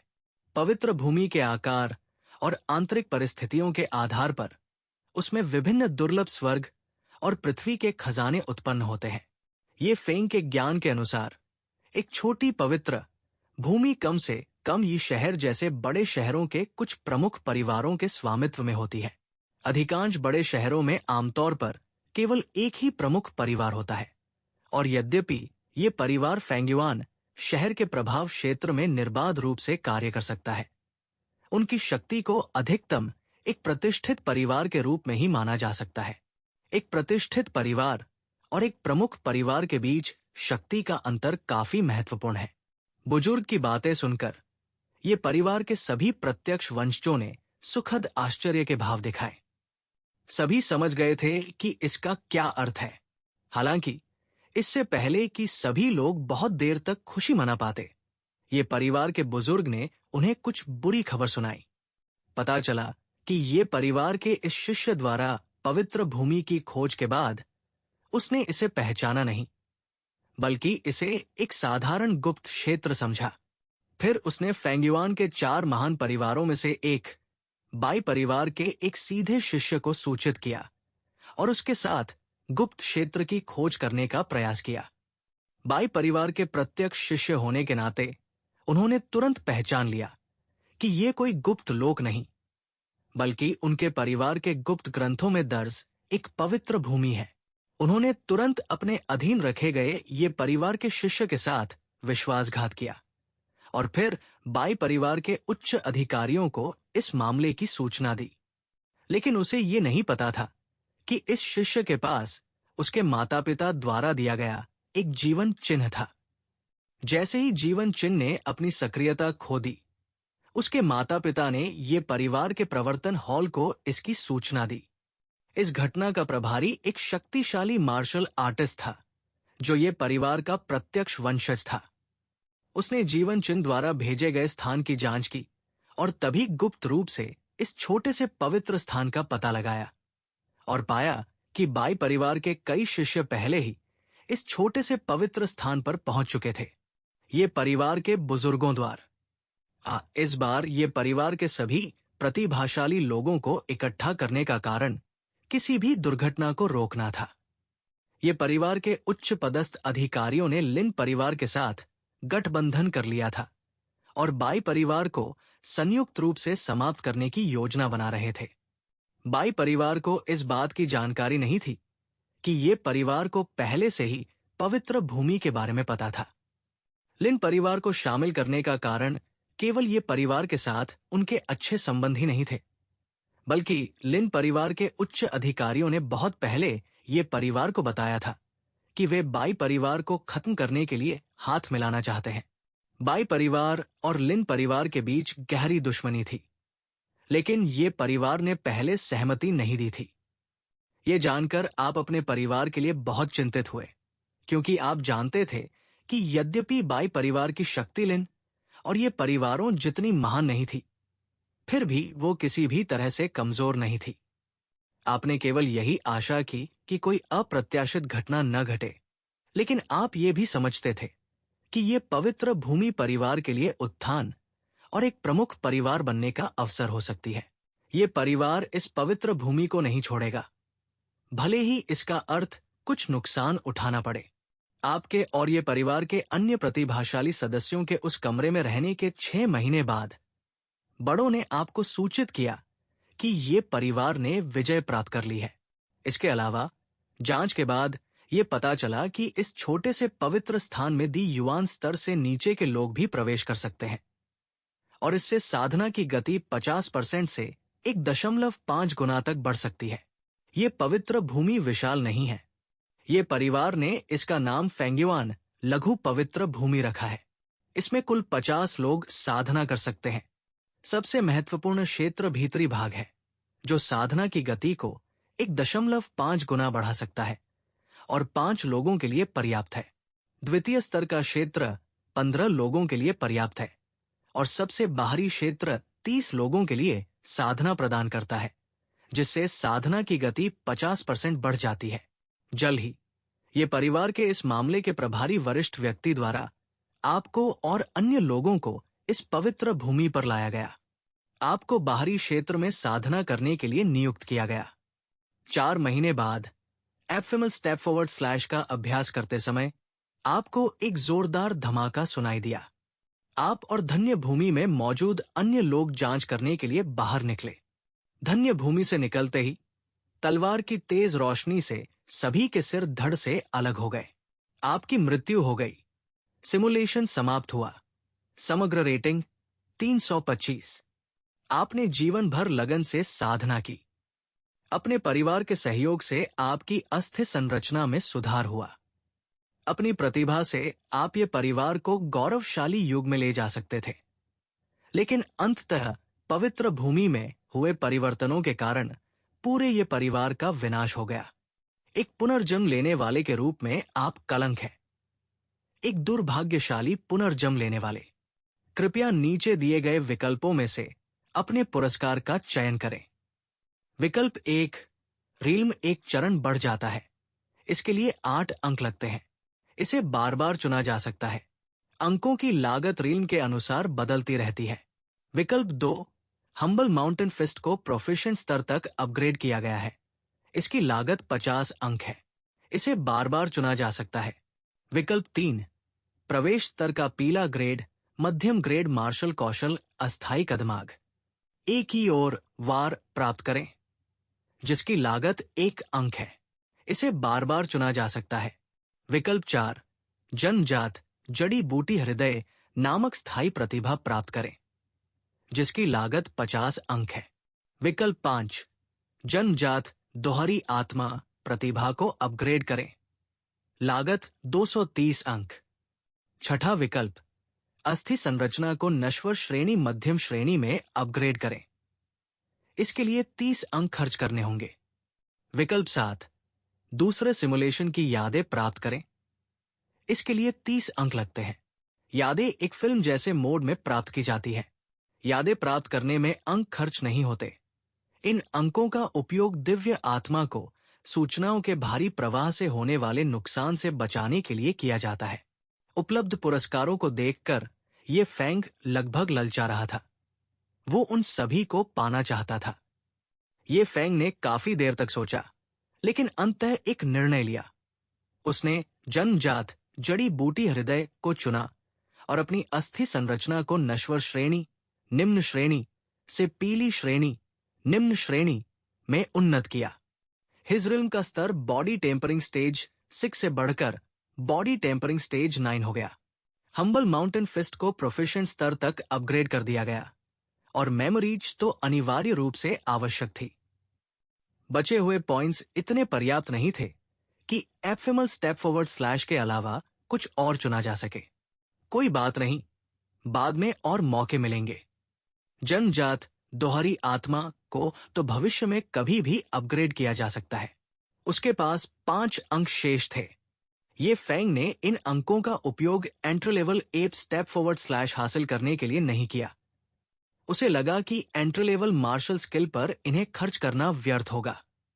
वो अगली बार अस्थायी प्रतिभा प्राप्त करने का प्रयास करेगा। खरीदारी पूरी हो गई है। शेष 5 अंकों का उपयोग अगले सिमुलेशन में प्रतिभाओं को चुनने के लिए किया जा सकता है। नाम ये फैंग, जाति मानव जाति, जीवन काल 8/120, अस्थि संरचना पीला ग्रेड, निम्न ग्रेड, क्षेत्र शरीर को मजबूत बनाने का चरण 9, प्रतिभाएं जनजात द्वैत आत्मा, जनजात जड़ी बूटी हृदय, सहन शक्ति 23, ताकत 89, चपलता 18, आत्मा 32, आकर्षण 84/100, मार्शल कौशल और दिव्य क्षमताएं पीला ग्रेड, उच्च ग्रेड विनम्र पर्वत मुट्ठी 15/10,000, निपुण। अपनी नई खूबियों को देखकर ये फैंग ने राहत की सांस ली और अपने चेहरे पर मुस्कान को रोक नहीं पाया। 8 वर्ष की आयु में 9वें शारीरिक शक्ति स्तर तक पहुंचना उनके साथियों के बीच निश्चित रूप से असाधारण था। उनकी हड्डियों की कमजोरी भी काफी हद तक दूर हो गई थी। ये परिवार के कुछ प्रत्यक्ष वंशजों को छोड़कर किसी और की हड्डियां उनसे अधिक मजबूत नहीं होंगी, और उनकी जन्मजात जड़ी बूटी हृदय शक्ति के कारण उनकी साधना की गति भी अब पीछे नहीं रहेगी। प्रतिभा का निर्धारण 4 पहलुओं से होता है: अस्थि संरचना, समझने की क्षमता, प्रतिभा और विशेष शारीरिक बनावट। यदि इसमें एक और पहलू जोड़ना हो तो वो भाग्य होगा, लेकिन भाग्य एक मायावी चीज है। अब उनकी अस्थि संरचना, समझने की क्षमता और प्रतिभाओं के संयोजन ने उन्हें पूरे ये परिवार की नई पीढ़ी में एक नेता बना दिया है। ये फेंग को अपने दिल में बसे बचकाने गर्व को दबाते हुए दोबारा शांत होने में कई सेकंड लगे। जल्द ही वो एक और बात के बारे में सोचने लगा। अब मुझे फेंग्युआन लघु पवित्र भूमि का स्थान पता चल गया है। वर्तमान समय रेखा के अनुसार अभी तक किसी ने भी इस पवित्र भूमि की उत्पत्ति का पता नहीं लगाया है। बहुत सोच विचार के बाद भी उसने फिलहाल अपने परिवार को पवित्र भूमि के बारे में न बताने का फैसला किया। पवित्र भूमि मददगार तो थी, लेकिन साथ ही साथ उससे बहुत बड़ा खतरा भी था। उसके पास अब समय की कमी थी, और वास्तविक दुनिया में वो बिल्कुल भी लापरवाही नहीं कर सकता था। शायद वो अगले सिमुलेशन में इसका परीक्षण करके देख सकता था कि कोई खतरा है या नहीं। पवित्र भूमि से परिवार को मिलने वाले संभावित लाभ को देखते हुए ये कोशिश करना उचित था। उसने ये परिवार को तुरंत सूचित इसलिए नहीं किया क्योंकि उसे पता नहीं था कि दूसरे सिमुलेशन में ये परिवार को किस शक्ति ने नष्ट किया या इसका कारण क्या था। इन सब की अभी जांच होनी बाकी थी। वो एट्रीब्यूट पैनल से बाहर निकला और जल्द ही ढेर सारी यादें उसके दिमाग में एक एक करके किसी फिल्म की तरह चलने लगी। बेहद रोमांचक और बिल्कुल भी उबाऊ नहीं। सिस्टम की सुरक्षा के कारण उसे कोई असुविधा महसूस नहीं हुई। इसी दौरान ये फेंग का शरीर फिर से काफी बढ़ गया, लगभग 1.5 मीटर लंबा हो गया, और उसका शरीर पहले से अधिक मजबूत हो गया। हालांकि करीब से छूने पर पता चलता था कि उसकी त्वचा देखने में भले ही सख्त लगे, लेकिन छूने में बेहद मुलायम थी, और उसका पूरा शरीर गोरा और दमकता हुआ था। जल्द ही ये फेंग ने यादों को आत्मसात करना पूरा कर लिया, जिसमें कुछ अप्रत्याशित लाभ ही थे। हालांकि उसके कृत्रिम स्वरूप को अंततः ये पता नहीं चल पाया कि हमले के पीछे कौन था। शायद अलग दृष्टिकोण के कारण उसने अंतिम दृश्य को बार बार रोककर देखा और अंततः पाया कि उस पर और अन्य लोगों पर हमला करने वाले वास्तव में ये शहर के एक प्रमुख परिवार, लियू परिवार के लोग थे। उनके कपड़े बहुत ही विशिष्ट और आसानी से पहचाने जाने योग्य थे। लियू परिवार के शिष्यों के पीछे उसने एक शिष्य को बाई परिवार के प्रत्यक्ष वंशज के वस्त्र पहने हुए भी देखा। दृश्य के आधार पर उसने अनुमान लगाया कि बाई परिवार के किसी जीवित बचे सदस्य ने ये शहर के लियू परिवार को खबर लीक कर दी थी, जिन्होंने फिर ये परिवार को चुप कराने के लिए लोगों को जुटाया। तथ्य बिल्कुल वैसे ही थे जैसा ये फेंग ने अनुमान लगाया था। ये वास्तव में बाई परिवार का एक प्रत्यक्ष शिष्य था जो साहसिक यात्रा पर गया हुआ था और कई वर्षों से परिवार के क्षेत्र में नहीं लौटा था। इस प्रकार अपनी लंबी यात्राओं के कारण मृत्यु से बच गया था। हालांकि परिवार के विनाश से पहले ही बाई परिवार के सदस्यों ने उसे पवित्र भूमि की खोज के बारे में सूचित कर दिया था। अपने परिवार के सफाई के बारे में जानने के बाद एक बहुत ही सामान्य प्रतिशोध अभियान शुरू हुआ। हालांकि उसका अनुमान लगभग सही था, फिर भी ये फेंग ने सिमुलेशन में इसका परीक्षण करने की योजना बनाई। आखिरकार जीवन एक ही बार मिलता है और उसे एक और महीने इंतजार करने में कोई आपत्ति नहीं थी। यादों को आत्मसात करने के बाद ये फेंग का इरादा कमरे में रहकर गहन साधना करने का नहीं था। इसके बजाय उन्होंने बाहर जाने का फैसला किया। 60 वर्षों से अधिक की अनकही घटनाओं से भरी जानकारी उनके मन में थी, इसलिए एकांत में रहना उनके स्वभाव के विपरीत था। दरवाजा खोलकर बाहर का दृश्य देखकर उन्हें थोड़ा अजीब सा लगा। इतनी सारी यादों को आत्मसात करने में अभी कुछ समय लगेगा। कुछ देर बाद ये फेंग बीस्ट फाइटिंग एरेना की ओर जाने की तैयारी करने लगा, जहां ये मिंगेवे ने उसे 3 दिन पहले अपने पहले पड़ाव के रूप में आमंत्रित किया था। ये मिंगेवे के साथ हुई बातचीत की यादों के आधार पर उन्हें पिछले कुछ दिनों में हुए कई बड़े मैचों के विजेताओं और हारने वालों के बारे में पहले से ही पता था। उन्हें व्यक्तिगत रूप से जुआ खेलना पसंद नहीं था, लेकिन अगर उन्हें जवाब पता थे तो इसे निवेश कहा जा सकता था। हालांकि उनकी स्मृति में बसे कुछ गुप्त लोग फिलहाल उनके लिए उपयुक्त नहीं थे, फिर भी वे कुछ गैर खतरनाक लाभ प्राप्त करने के लिए तैयार थे। भला किसी को ज्यादा पैसे होने की शिकायत नहीं होती। इस यात्रा की सुरक्षा सुनिश्चित करने के लिए ये फेंग सबसे पहले अपने पिता ये चांगमिंग के निवास स्थान एल्डर के क्षेत्र में स्थित कमरा ए में गए। अपनी मंशा स्पष्ट करने के बाद वे दोलियान जांग स्तर के मार्शल आर्टिस्टों के साथ ये परिवार से तुरंत निकल गए। हालांकि ये फेंग की वर्तमान शक्ति को देखते हुए बहुत कम मार्शल आर्टिस्ट, यहां तक कि ब्लड एक्सचेंज क्षेत्र के भी उसका मुकाबला कर पाएंगे। इसके अलावा ये परिवार के प्रत्यक्ष वंशज होने के नाते उसके पास मौजूद जेड पेंडेंट के कारण फेंगयुआन शहर की प्रमुख शक्तियां आमतौर पर उसे देखकर उस पर हमला नहीं करेंगी। लेकिन कहावत है, नरक के राजा से निपटना एक छोटे शैतान से निपटने से कहीं आसान है। इस बार उसने अच्छी खासी रकम जीतने की योजना बनाई थी।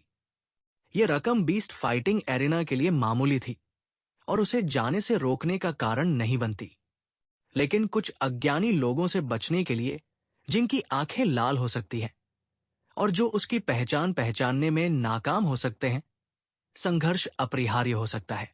उसके साथ दोलियान जांग क्षेत्र के अतिथि रक्षकों के होने से शायद कोई दुर्घटना नहीं होगी। उसे परिवार के सुरक्षा संसाधनों का उपयोग करना पड़ा। वो उन नायकों की तरह नहीं बनना चाहता था जिनके बारे में उसने पढ़ा था, जो लगातार दुश्मनों को आकर्षित करते हैं और झगड़ों में उलझते हैं। ये उसका तरीका नहीं था। फेंगयुआन बीस्ट फाइटिंग एरेना के अंदर ये फेंगयुआन शहर का सबसे बड़ा पशु युद्ध अखाड़ा था, जिसका नाम शहर के नाम पर ही रखा गया था, फेंगयुआन पशु युद्ध अखाड़ा। ये फेंगयुआन नगर प्रमुख के अधीन एक उद्योग था, जिसने केवल दैनिक रखरखाव के लिए कुछ सुरक्षा बलों की तैनाती की थी और वहां कोई विशेष रूप से शक्तिशाली विशेषज्ञ तैनात नहीं किए थे। लेकिन फिर भी चारों महान परिवारों के लोग इसे यूं ही उकसाएंगे नहीं। अगर डी युआन रियलमोर के उच्च स्तरीय विशेषज्ञों ने यहां गड़बड़ी की तो नगर स्वामी का महल आपकी कल्पना से परे गति से पशु युद्ध अखाड़े में पहुंच जाएगा। फेंगयुआन शहर के अन्य पशु युद्ध अखाड़ों के विपरीत फेंगयुआन पशु युद्ध अखाड़े में प्रवेश के लिए एक शर्त थी। यह शर्त आपकी पहचान से संबंधित नहीं थी, बल्कि आपकी आर्थिक स्थिति को दर्शाने के लिए आवश्यक थी। फेंगयुआन पशु युद्ध अखाड़े में प्रवेश के लिए आपको कम से कम एक तियान्यान तांबे का सिक्का होना चाहिए था। यह फेंग जिस स्थान पर स्थित था वो क्रीक नदी डची के अधिकार क्षेत्र में आता था। पूरी डची में कई नदियां होने के कारण इसे जियांग देश के नाम से भी जाना जाता था। जियांग देश पर जियांग कबीले का शासन था और जियांग कबीला तियान्यान गठबंधन में शामिल था। तियान्यान गठबंधन तियानकिंग महाद्वीप के पूर्वी भाग का सबसे शक्तिशाली गठबंधन था, जिसमें 64 देश शामिल थे, जिनमें न केवल जियांग कबीले जैसी डचिया बल्कि डचियों से ऊपर के साथ राज्य भी शामिल थे। 7 राज्यों के ऊपर तियान्यान साम्राज्य था, जो तियान्यान गठबंधन का प्रमुख देश था। तियान्यान साम्राज्य तियानकिंग महाद्वीप के पूर्वी भाग में एकमात्र साम्राज्य था जिसके पास अपार शक्ति थी, और तियान्यान गठबंधन के नागरिक उनके द्वारा उत्पादित मुद्रा को सर्वमान्य रूप से मान्यता देते थे। ये सभी मुद्राएं मार्शल आर्टिस्टों द्वारा अत्यधिक मान्यता प्राप्त सामग्रियों से बनी थी। तियान्यान तांबे का सिक्का, जो पृथ्वी श्रेणी की दुर्लभ सामग्री लाल तांबे से बना था। एक ठोस मुद्रा तियान्यान चांदी का सिक्का, जो उच्च श्रेणी की दुर्लभ सामग्री मिथरिल से बना था। और तियान्यान सोने का सिक्का, जो पृथ्वी श्रेणी की कीमती सामग्री परिष्कृत सोने से बना था। इनकी क्रय शक्ति को ध्यान में रखे बिना भी मार्शल आर्टिस्ट इन मुद्राओं को पिघलाकर हथियारों के निर्माण में इस्तेमाल कर सकते थे, जिससे कीमती कलाकृतियों की शक्ति बढ़ जाती थी। कुछ फॉर्मेशन में भी इन आध्यात्मिक सामग्रियों का उपयोग आवश्यक था, और यहां तक कि साधना में भी इनका उपयोग किया जा सकता था। इनके व्यापक उपयोग के कारण ही ये मुद्रा के मुख्य स्रोत बने। उदाहरण के लिए, शुद्ध सोने को ही लें। ये मूल रूप से एक शिलालेख सामग्री है, जिसका उपयोग खजाने की कलाकृतियों के स्तर और उससे ऊपर के हथियारों पर शिलालेख उकेरने के लिए किया जाता है। शिलालेख कई प्रकार के होते हैं, जिनमें से प्रत्येक का अलग अलग प्रभाव होता है। मुद्रा को सीधे पिघलाना बहुत कम किया जाता है, क्योंकि इससे 10% आर्थिक हानि होती है। आध्यात्मिक सामग्री की आवश्यकता वाले अधिकांश लोग आवश्यक सामग्री खरीदते हैं, क्योंकि लोग तियान्यान मुद्रा की क्रय शक्ति को अधिक पहचानते हैं। इन तियान्यान मुद्राओं की विनिमय दर 100, 1000 है। वास्तव में तियान्यान सोने का सिक्का चांदी के सिक्के से काफी छोटा होता है, लेकिन इसका मूल्य अधिक होता है, और बहुत कम लोग एक सोने के सिक्के के बदले 100 मिथ्रिल सिक्के लेना पसंद करते हैं। इस समय फेंगुआन पशु युद्ध अखाड़े के भीतरी क्षेत्र में ये परिवार के प्रत्यक्ष वंशज के वस्त्र पहने एक व्यक्ति आराम कुर्सी पर लेटा हुआ था। वो मोहक आकृति वाली एक सुंदर महिला द्वारा खिलाए जा रहे अंगूर खा रहा था। साथ ही नीचे अखाड़े में याओ पशुओं की लड़ाई देख रहा था। उसके बगल की मेज विभिन्न फलों और स्वादिष्ट व्यंजनों से भरी हुई थी। वो व्यक्ति ये फेंग था, जो फेंगयुआन पशु युद्ध अखाड़े में आया था। स्मृति जागृत होने के बाद ये उसका पहला आराम का अवसर था। अपने पिछले जीवन में उसे कभी इतना खाली समय नहीं मिला था। पशु युद्ध अखाड़े में पहुंचते ही उसने तुरंत दाव लगाना शुरू नहीं किया, क्योंकि दूसरे सिमुलेशन में उसने खुद फेंगयुआन पशु युद्ध अखाड़े का दौरा नहीं किया था। इसके बजाय ये मिंगेवे के विवरण के माध्यम से उसे पिछले कुछ दिनों में पशु युद्ध अखाड़े में हुए कई बड़े पशु युद्धों के परिणामों के बारे में स्पष्ट जानकारी थी। संयोगवश आज 2 युद्ध होने वाले थे, और अभी भी कुछ समय बाकी था। ये फेंग के इंतजार करते समय ये मिंग्युए ने प्रशिक्षण कक्ष में अपना साधना कार्य पूरा कर लिया था और जानवरों की लड़ाई देखने के लिए अखाड़े में आ गई थी। जब उसने ये फेंग को आराम कुर्सी पर लेटे हुए देखा, तो ये मिंग्युए ने अपने छोटे हाथ से अपनी आंखें जोर से मल ली। उसे लगा कि उसने कुछ गलत देख लिया है, लेकिन उसकी याद में उसने ये फेंग को कभी भी अपने बड़े भाई के बारे में बात करते नहीं सुना था। फिर भी उसके सामने खड़ा व्यक्ति ये फेंग से बेहद मिलत आजुलता था। उसने सोचा कि वे कुछ ही दिन पहले मिले थे, और उस समय वो ये फेंग से थोड़ी लंबी थी। ये फेंग अब उससे 1 सिर लंबा कैसे हो सकता है? ये मिंग्युए बहुत हैरान थी। अपने पीछे हलचल सुनकर ये फेंग मुड़ा, और उसने ये मिंग्युए की निगाहें और उसके हैरान चेहरे को देखा। उसने तुरंत अपने बगल में खड़ी खूबसूरत महिला से ये मिंग्युए के लिए एक चिकन लेग लाने को कहा। महिला से चिकन लेग लेकर ये मिंग्युए ने एक बड़ा टुकड़ा खाया, और ये तय किया कि वो इस बात पर ध्यान नहीं देगी कि उसे क्या समझ नहीं आ रहा है। हालांकि ये मिंग्युए ने खुद ये फेंग जैसी स्थिति का सामना नहीं किया था, लेकिन उसने ऐसे मामलों के बारे में सुना था। उसकी हड्डियों की संरचना में आए बदलावों के कारण भविष्य में कोई सौम्य बदलाव या यहां तक कि पैतृक गुण वापस आने की संभावना भी थी। इसके अलावा महाद्वीप पर मौजूद विभिन्न आध्यात्मिक पदार्थ भी कद बढ़ा सकते थे। इसलिए शुरुआती हैरानी के बाद ये मिंग्युए जल्दी से ये फेंग के पास एक कुर्सी पर बैठ गई।